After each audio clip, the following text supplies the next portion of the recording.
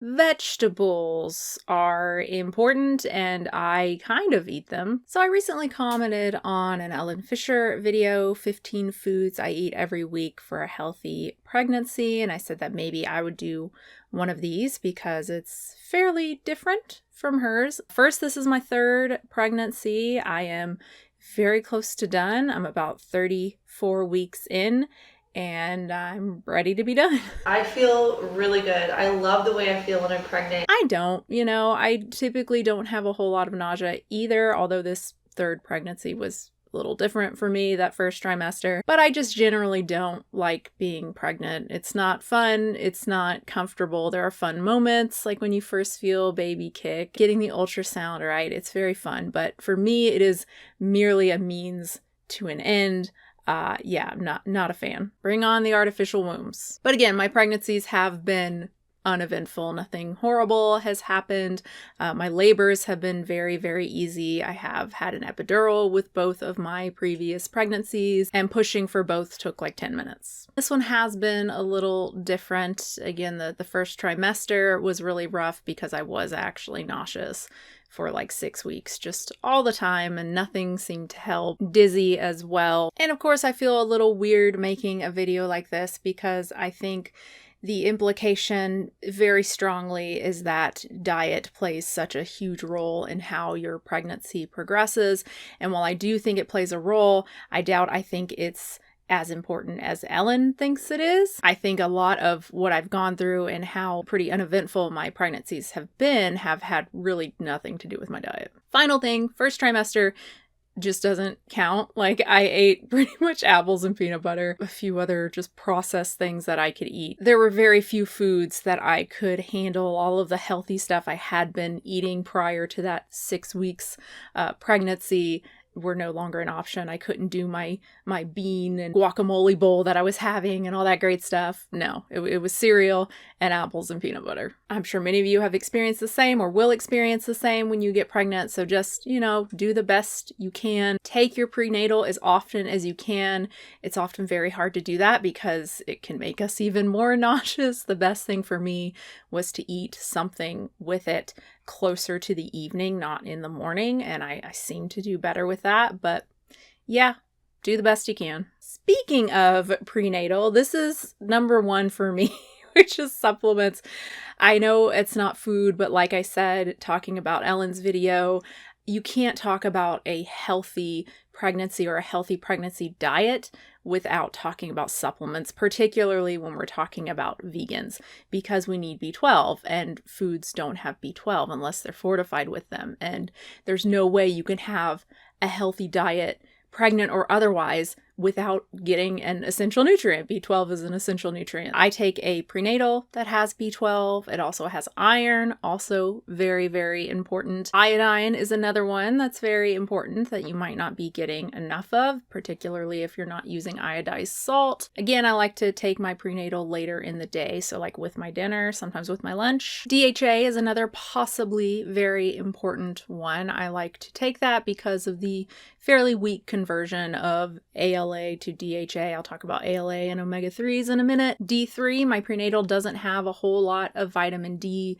so I do like to take some extra vitamin D. My the clinic I go to, recommends extra vitamin D as well. And choline, this is not typically recommended, but as I've said in the past, it's not super easy to meet choline needs, to meet the RDA for choline on a vegan diet. And there is some evidence that having even more than that during pregnancy, particularly the third trimester, can be very helpful for baby's cognitive development. So yeah, I take choline, and even when I'm not pregnant, I take choline. In fact, when I'm not pregnant, I take all of these. Number 2, actual food. Fruit. So as much as I speak out like against fruit heavy diets, I love fruit. If you guys watch my What I Ate Today's, you will invariably see fruit. It is so rare that I don't have at least 1 to 2 servings of fruit a day, usually quite a bit more than that, particularly during this pregnancy, particularly during the first trimester, where like half of my calories came from green apples. I don't know what it was about green apples, but they were just the most delicious thing ever. And then after that, it was just huge fruit bowls for a long time, which a little counterproductive, kind of made it hard to fit in other foods because it was like, it was a lot. It was a lot of fruit, but man, so yummy.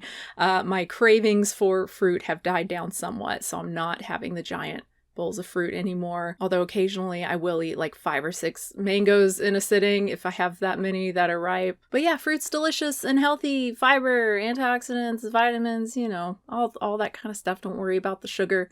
That's so sad to me. That's so sad to me. People limit their fruit.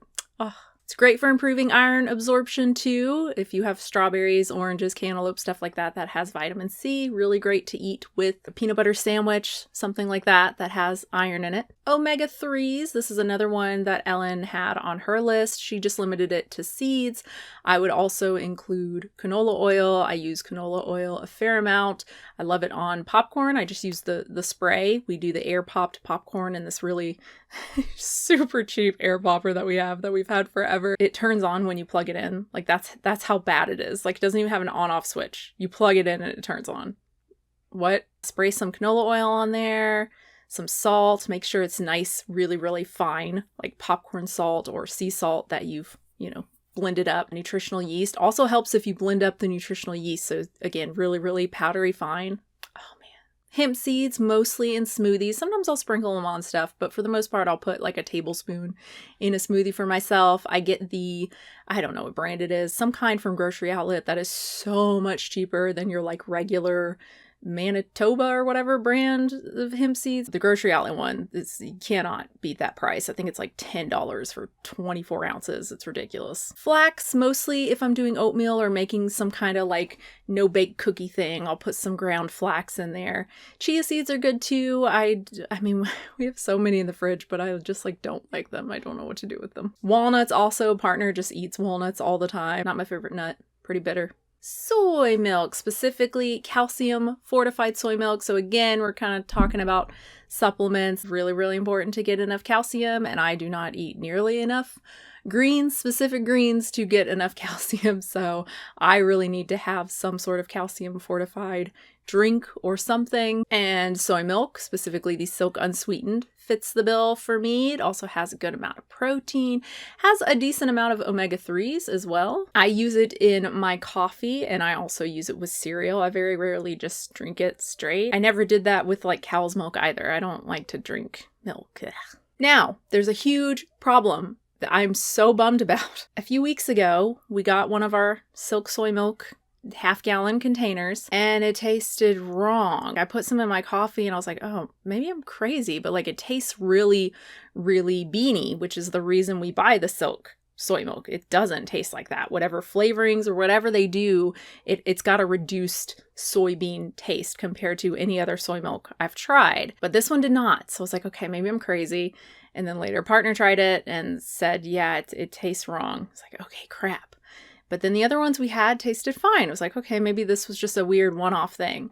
Well, the two that we just bought a few days ago from Kroger taste like that. And it's just disgusting. I poured like the tiniest amount in my coffee this morning and could not drink it. And so I went to their website to see if other people had the same experience. And yeah, like every single recent comment is talking about the taste and asking what the fuck's going on. What did you do to your soy milk? Is this another supply chain issue? Like the flavoring they use they couldn't get or something? I don't know. I wrote them to let them know like, hey, this is what's going on.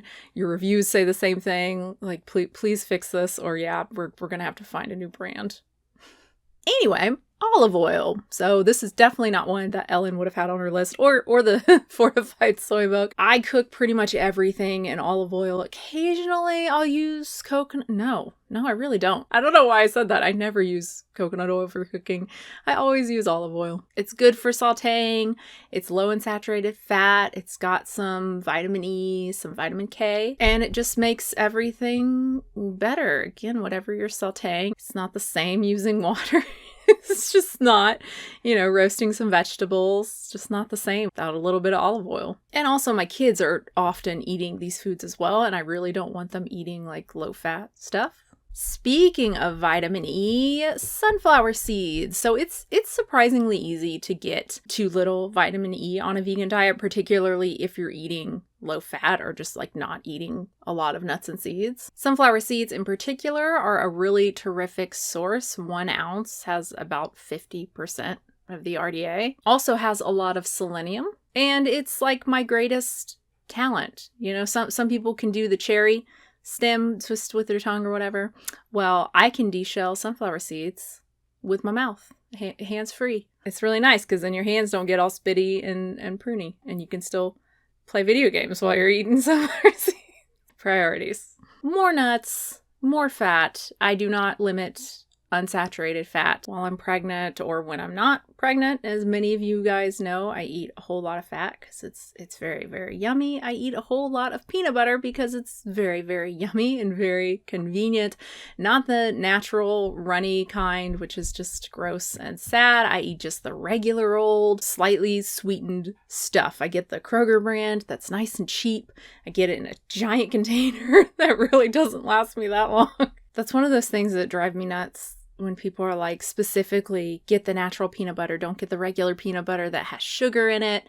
It's like, okay, but it's not very much sugar. It's like 4 grams of sugar or something like that. Like, is that really that big of a deal? I don't know.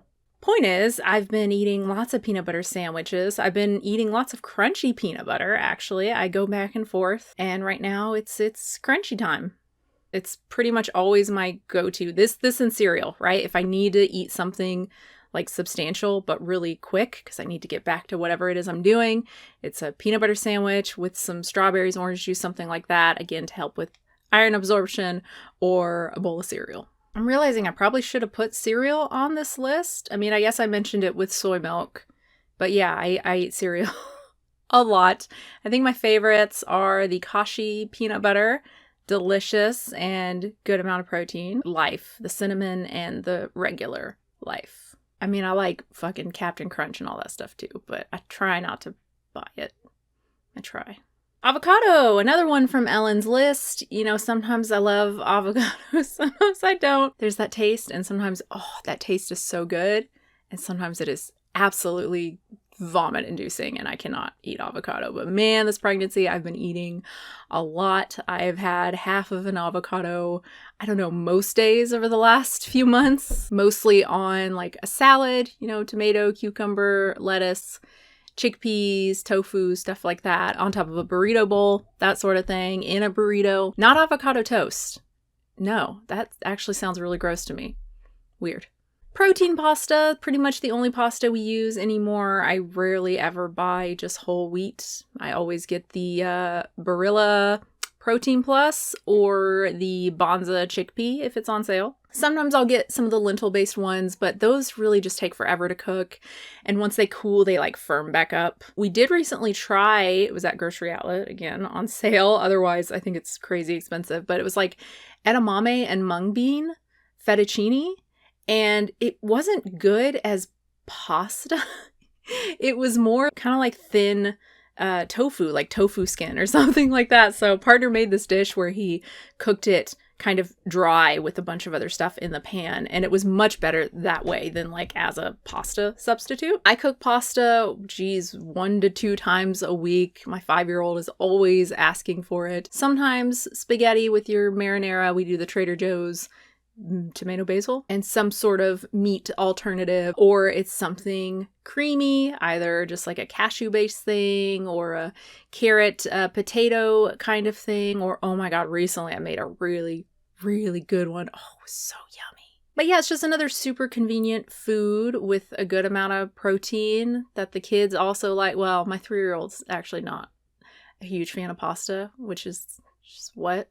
Beans, of course. I mean, it's protein. It's got lysine too, very important. It's got fiber, even antioxidants, zinc, like pretty much everything. It's pretty much a perfect food. I mostly have them in like burrito bowls. So I'll take a can of black beans, drain and rinse them, put them into a hot pan with a little bit of olive oil and let them heat up a little bit. And then add like smoked paprika, ancho chili powder, salt, pepper. Oh man. Pan-fried chickpeas is another one. Again, extremely simple, just like salt, pepper, paprika if you want it, garlic powder, onion powder. My 3-year-old loves them, can easily eat close to half of the pan. I love edamame. I just recently had a Trader Joe's succotash, I think. It was an edamame, corn, pepper, succotash frozen thing. Oh my gosh. Oh, I'm so hungry. No. Mock meats. Plant-based meat alternatives, vegan meats, whatever you want to call them. I eat a good amount of those pretty much every day. Yeah. I would say like 6 to 7 times out of 10, dinner has some sort of vegan mock meat. Some of our favorites, the Beyond Meat sausage patties. Oh, those are so good. The Simple Truth meatless crumbles. I use those often in burrito bowls that I'm making.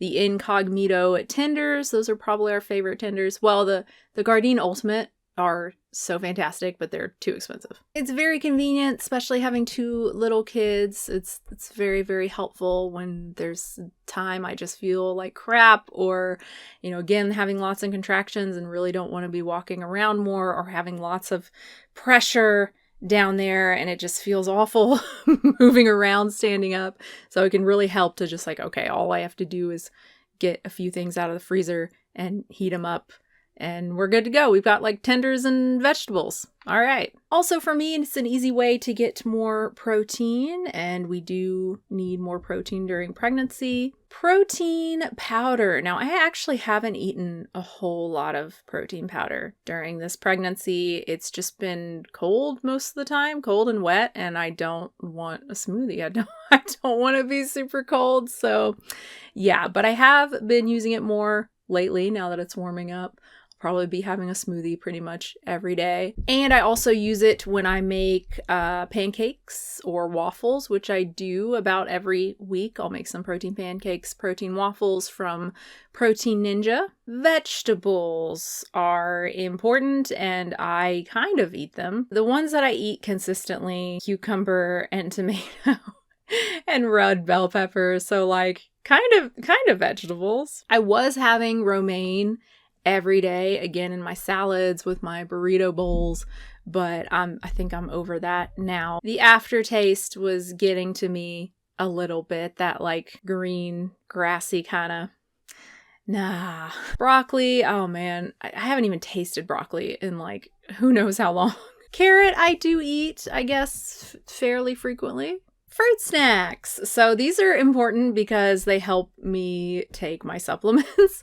Not so much now. I'm not really having an issue with the taste or anything with my supplements, but earlier on I definitely was, and it helped to have a fruit snack. Like I would take a supplement and then eat a fruit snack to help like cover up any sort of taste, particularly with the stupid Deva prenatal, like what is that? Ugh. And sometimes early on they would help me eat other things. Like I just needed to get something in my body. I can always have fruit snacks, right? It's not a problem. So having a package of fruit snacks, then I'd be able to eat something more substantial. I don't even know how many boxes of the the Mott's, I think is the Mott's is the one I eat most often. How many boxes of those? 50? I don't even think that's exaggerating. It could be 50. Finally, coffee. Coffee is it's just important, you know, for doing things. I'm so tired all the time. Now, I was having 2 cups for a while. I mean, I wasn't having any during the first trimester because it was making me sick. I was able to start having it again sometime during the second and was doing 2 cups for a while, but I found that it would just suppress my appetite to the point, the second cup, to the point where I wouldn't have lunch until like 4 p.m. So then I'm not having dinner until like 10 p.m. And then I'm still full by bedtime and like burping, and I can't sleep because I have to keep sitting up to burp. It's just not good, not recommended. So I haven't been doing the second cup for a while now. Now that we don't have good soy milk, I might not even do the first cup either. Great. So hopefully the biggest takeaway from this is not that like you need to drink coffee and eat fruit snacks. Ellen and I eat quite differently, similar in various ways, but overall I think quite differently. I eat a lot more processed stuff, a lot more refined sugar certainly than she does. And yet we have very, very similar pregnancy and labor experiences, which maybe suggests that a lot of this is outside of our control, right? I think instead of thinking of eating healthfully during pregnancy or any time as like, oh, this is what's going to cause me to have a really healthy, really easy pregnancy and delivery, I think it's better to think of it as, oh, this is going to give me kind of a leg up. It's going to give me a better chance of achieving a really easy pregnancy and delivery. In terms of many of the diet guidelines, right? Eating more fruits, more vegetables, even eating more protein.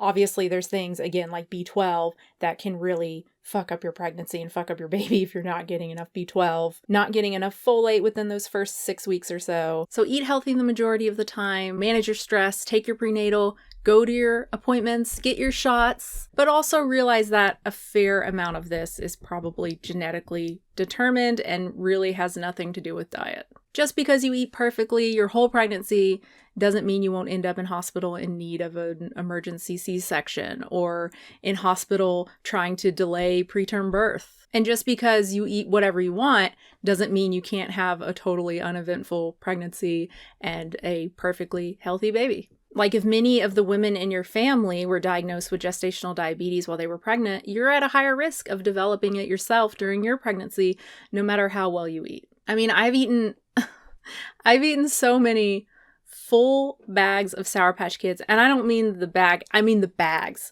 I mean the like family size resealable bags of Sour Patch Kids. I've eaten so many of those during this pregnancy, all on my own. I've had so many Brave Robot milkshakes. I've had many days that were just absolute trash. You know, maybe they started okay and then just descended into chaos. And yet, while I have gained more this pregnancy than my previous pregnancies, I'm still well within the guidelines, the 25 to 35 pound guidelines. My point is, I think a lot of this has to do with genetic predisposition. While I've certainly, I'm not naturally super slim, I'm not naturally overweight either. It's really hard for me to overeat and gain a bunch, even if I do eat like 500 calories of candy or donuts in a sitting. I'll just naturally eat less of the other foods to kind of make up for that without even trying. But for other women, they're not that lucky and they'll end up gaining weight. So again, don't sweat it. Do the best you can, eat healthy the majority of the time, but a lot of things are outside of our control and we just kind of have to accept that. At least for now. Maybe modern medicine will fix some of this. Again, artificial wombs. I'm sure many of you think I'm joking. I am not. I am 100% for artificial wombs, and I think one day we will have them, but not in my lifetime. So that sucks. Ow! Instead, I get to shift slightly and be in pain. It's bullshit. Anyway, thank you so much for watching. I hope this was useful somewhat. I don't know. I always feel like I lose nuance talking about diet and genetics. I either come out too strong on one side or the other. It's hard for me to put too much stock in diet considering, I've eaten fairly differently with every single one of these pregnancies, and yet they've been virtually the same. So it's just hard for me to put a lot of stock in it. The one consistency has been veganism and also planning. All of these have been planned. So I was making sure to take my prenatal before I even gave birth. And of course, I always take a prenatal anyway for extra iron. Point is, thank you for watching. I hope you did enjoy it. If you did, give a like, subscribe if you want, hit the bell if you want to be notified when I upload. I'm trying not to burp. The Pepcid AC is not working as well anymore. I take 2 at night and it usually holds me until I have to take them again the next night around like 9 o'clock. But man, it's 2:30 in the afternoon and I've already had half a Tums. I'm gonna have to have another one. No! Thank you so much to patrons at patreon.com/unnaturalvegan for supporting the channel. I really, really appreciate it. I'll have the second exclusive video up for you guys in just a couple days. Wait, when am I posting this? It might already be up. Sorry. Anyway, thank you so much again, everybody. New video soon.